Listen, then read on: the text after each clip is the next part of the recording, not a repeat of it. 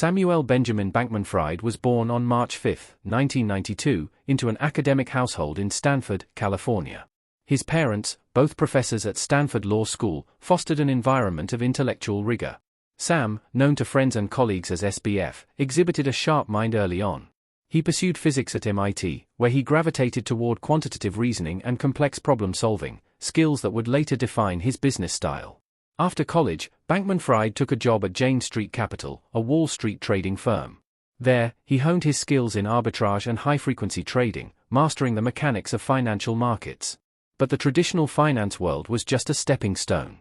By 2017, he had set his sights on a new frontier, cryptocurrency. The digital asset industry was still in its formative years, a chaotic and largely unregulated space ripe with opportunity. SBF founded Alameda Research, a crypto hedge fund, and quickly gained attention for exploiting price inefficiencies between global exchanges.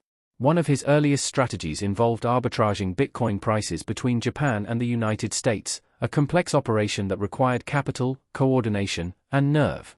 Flush with success, Bankman-Fried envisioned something bigger. In 2019, he launched FTX, a cryptocurrency exchange he claimed would solve the problems plaguing its predecessors. FTX was sleek, fast, and innovative. It offered not only crypto trading but also leveraged tokens, derivatives, and a user-friendly interface that appealed to both novice investors and professional traders. The exchange grew at an astonishing pace. Investors poured in billions. Celebrities and athletes signed promotional deals. Naming rights to major venues, including the Miami Heat's arena, were secured. FTX became one of the most recognized brands in the crypto world seemingly overnight. Sam, with his disheveled hair, cargo shorts, and philanthropic rhetoric, became an icon of the crypto era. He pledged to give away his fortune, aligning himself with the effective altruism movement, a philosophy that emphasized using wealth to do the most good. Mainstream media embraced him. He was called the next Warren Buffett, the future of finance. Time magazine, Forbes, and Bloomberg featured glowing profiles. At the peak of his influence, Sam Bankman-Fried was estimated to be worth $26 billion, ranking 41st on Forbes' list of wealthiest Americans. Behind the scenes, though, warning signs were already beginning to flicker. FTX's close ties with Alameda Research raised eyebrows. Alameda, still under Sam's control, acted as a market maker on FTX, trading large volumes that, while bolstering liquidity, presented a potential conflict of interest. Yet, regulators and investors turned a blind eye. Crypto was still the Wild West, and Sam was considered one of the few good actors in the space. By late 2021, murmurs of financial instability began circulating. Some insiders questioned the opaque nature of FTX's balance sheets and Alameda's risk exposure. However, confidence in Sam's vision remained strong, until November 2022, when everything unraveled. A leaked balance sheet from Alameda exposed a troubling truth: the firm's assets were heavily tied to FTX's native token, FTT.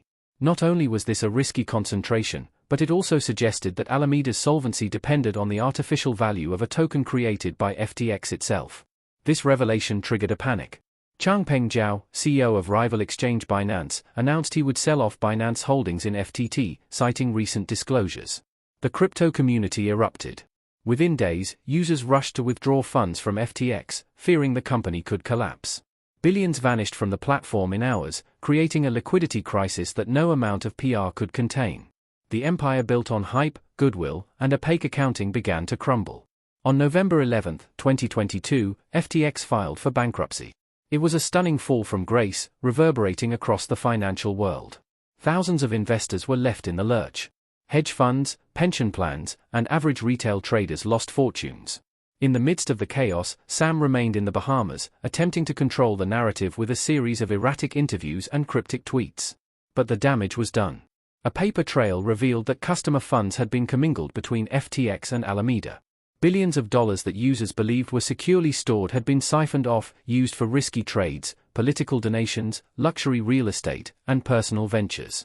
What began as a liquidity issue had morphed into one of the largest financial frauds in modern history. On December 12, 2022, authorities in the Bahamas arrested Bankman-Fried at the request of the U.S. Department of Justice. The indictment was sweeping. He was charged with wire fraud, securities fraud, commodities fraud, conspiracy to commit money laundering, and violations of campaign finance laws. The crypto wunderkind who had promised transparency and reform was now facing a future behind bars. The extradition process moved quickly. Sam was flown to the United States and placed under strict bail conditions. While awaiting trial, he maintained his innocence, insisting that FTX's downfall was the result of mistakes, not malice. But prosecutors painted a different picture, one of calculated deception and reckless ambition. The stage was set for a courtroom showdown unlike any other in the brief but turbulent history of cryptocurrency. As the world watched, the full scope of Bankman-Fried's empire, and its catastrophic failure, was about to be laid bare in court. The legal storm that followed Sam Bankman-Fried's arrest was unlike anything the crypto industry had ever faced. As he arrived in the United States under heavy scrutiny, prosecutors moved swiftly, outlining a narrative of deception that spanned years and involved billions of dollars. Public fascination with the case exploded. This wasn't just another financial scandal, it was the dissection of a digital empire built on fragile promises and secret deals. The formal charges came down like an avalanche: wire fraud, securities fraud, commodities fraud, conspiracy to commit money laundering, and violations of campaign finance laws.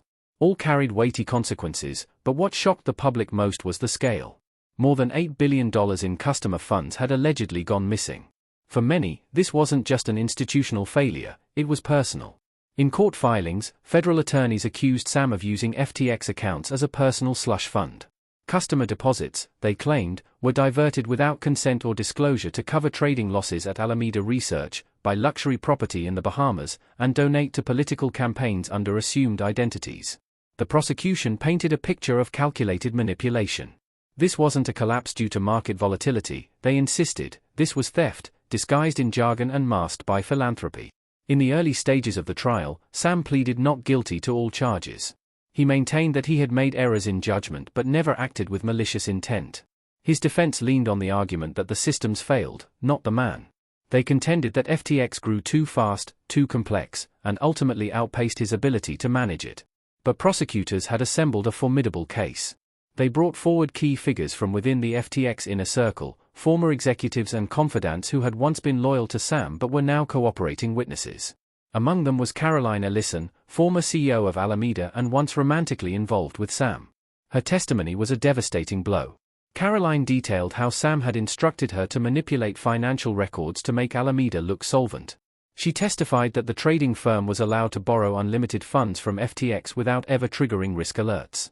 According to her, Sam viewed customer deposits as a flexible pool of capital, there for the taking when opportunity struck. She confessed that she had followed his lead out of fear and misplaced trust. Other insiders echoed her claims. They revealed how Sam had overseen backdoor coding within FTX's platform that gave Alameda preferential treatment. These weren't software bugs, they were deliberate, hidden pathways coded into the system, allowing the hedge fund to siphon funds without detection. Employees admitted they knew something wasn't right, but Sam's confidence and charm often silenced doubts. Email exchanges and chat logs introduced as evidence showed a consistent pattern: obfuscation, compartmentalization, and calculated risk. Sam frequently avoided putting instructions in writing, preferring encrypted apps that automatically deleted messages. He operated in a bubble of sycophants, where dissent was rare and accountability even rarer. But even with all this, the defense tried to shift the narrative. They highlighted the instability of the crypto market and suggested that the sudden crash could have crippled even the most compliant firms. They emphasized Sam's donations to pandemic preparedness and climate change research as evidence of good character. His legal team insisted that he was a math nerd caught in a financial hurricane, not a criminal mastermind. Jurors listened as experts dissected the inner workings of cryptocurrency trading, blockchain transactions, and digital wallets. The courtroom was transformed into a crash course in crypto economics. But at the core of the case was a simpler question: did Sam know what he was doing when customer money was used to prop up his other ventures? As the trial progressed, public opinion hardened. Those who had once admired Sam for his intellect and generosity now viewed him with suspicion. His claims of ignorance clashed with the overwhelming paper trail. When pressed on specifics, he often gave evasive or convoluted answers. The once iconic, effective altruist image was in tatters. Outside the courtroom, the fallout spread. FTX's bankruptcy became one of the most complex in U.S. history. Thousands of retail investors, many of whom had placed their savings in the exchange, faced the brutal reality that their funds were unlikely to be recovered. The crypto industry, which had seen itself as the vanguard of financial innovation, was now in crisis mode. Regulators and lawmakers pounced, calling for urgent reforms and tighter oversight. Media outlets chronicled every twist and turn of the trial. Sam's every expression, courtroom outfit, and offhand comment was dissected by analysts and internet sleuths. Memes circulated, but so did outrage. It was no longer just about FTX. It had become a morality tale about greed, unchecked power, and the cult of personality in tech. As closing arguments loomed, the prosecution summarized their case with chilling clarity. Sam Bankman-Fried had orchestrated one of the largest financial frauds in American history. Not only had he betrayed investor trust, but he had also destabilized an entire industry with reckless arrogance. They urged the jury to look past the complexity of crypto and see the scheme for what it was, a plain, old-fashioned embezzlement. In contrast, the defense implored jurors to consider Sam's intentions. They said he didn't set out to deceive anyone and argued that the chaos was a tragic consequence of youthful ambition gone wrong. But by then, the jury had seen months of damning evidence. On November 2, 2023, the verdict came in. Guilty on all 7 counts. The courtroom was silent as the judge read out each charge: wire fraud, securities fraud, money laundering, conspiracy. Sam's face, once marked by boyish confidence, was blank. What began as a dream of financial revolution had collapsed into a cautionary tale of hubris and deceit. The man once hailed as crypto's wunderkind now faced decades behind bars. But the saga wasn't over yet. The sentencing phase promised to be just as dramatic, as victims, regulators, and former allies prepared to confront the man who had burned their trust and billions of dollars with the strike of a keystroke. As the gavel struck in the Southern District courtroom, confirming Sam Bankman-Fried's conviction on all 7 criminal counts, the crypto world braced for the final blow: sentencing. The proceedings that had stripped away his image and dismantled the narrative of a well-intentioned innovator now moved toward reckoning. Justice, long awaited by those devastated in FTX's collapse, demanded its full measure. March 28, 2024, arrived like a specter. Sam, once heralded as a generational talent in the financial world, returned to court, not as a disruptor or tech mogul, but as a convicted felon. The man who had once spoken on global stages about effective altruism and ethical capitalism now stood to hear how long he would be paying for the cost of those failed ideals. Wearing a muted grey suit, his trademark mop of uncombed hair trimmed short, he appeared far older than his 32 years. Victims of the FTX implosion were given a chance to speak. One after another, their voices echoed through the courtroom, recounting lives upended by deception. Retirees, single parents, young professionals, all had entrusted their funds to a platform they believed was safe. Many spoke of sleepless nights, lost homes, destroyed futures. One man explained how his daughter's college fund had vanished overnight. Another described the despair of watching medical bills mount with no savings left to pay them. The damage wasn't confined to small investors. Institutional players, too, had been caught in the storm. Hedge funds, venture capital firms, and global banks that had pumped billions into FTX were forced to write down their investments. It wasn't just a failed company, it was a contagion that infected global markets, intensified scrutiny on digital assets, and ushered in a wave of regulatory crackdowns. Prosecutors, in their closing arguments during sentencing, presented Sam as a man who had weaponized trust. They described his strategic misrepresentations, his manipulation of media, and his calculated concealment of risk. They emphasized that this wasn't a crime of passion or impulse, it was a multi-year scheme built on deliberate lies. The defense, grasping for leniency, portrayed him as a deeply flawed yet brilliant figure who had lost control. They highlighted his youth, his lack of prior criminal history, and his supposed desire to make victims whole. But the scale of destruction, and the staggering $11 billion loss tied to his actions, left little room for mercy.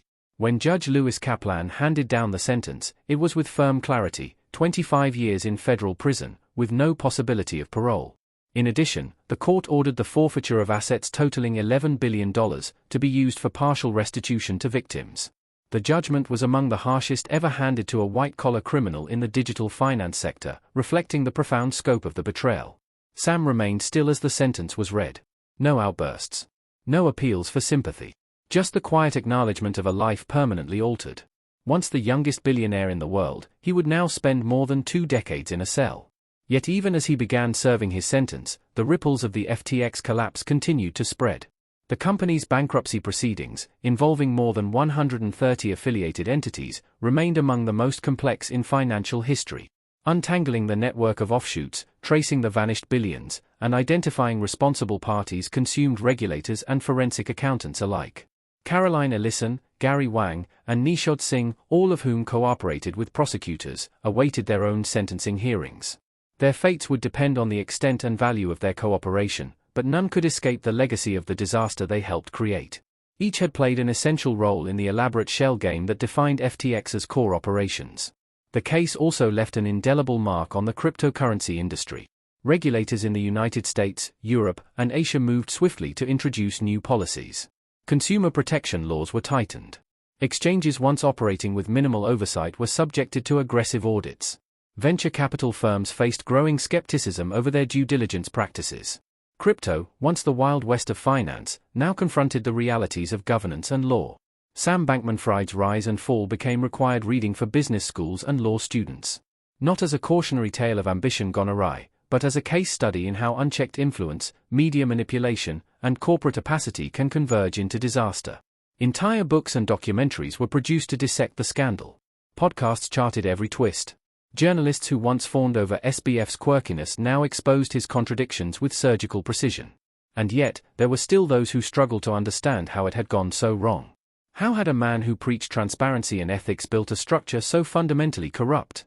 The answer, perhaps, lies in the culture Sam cultivated, a culture of unchecked loyalty, blurred lines, and relentless expansion. Within that bubble, risk became normalized. Accountability evaporated. At the height of his power, Sam had been worth an estimated $26 billion. He lived in a $40 million penthouse in the Bahamas, partied with celebrities, and testified before Congress as a crypto expert. But in the end, he became a symbol of everything the cryptocurrency world had hoped to leave behind: fraud, deception, and collapse. Now serving time in a federal prison, far from the luxury and limelight that once defined his existence, Sam Bankman-Fried faces decades of confinement with the ghosts of his empire.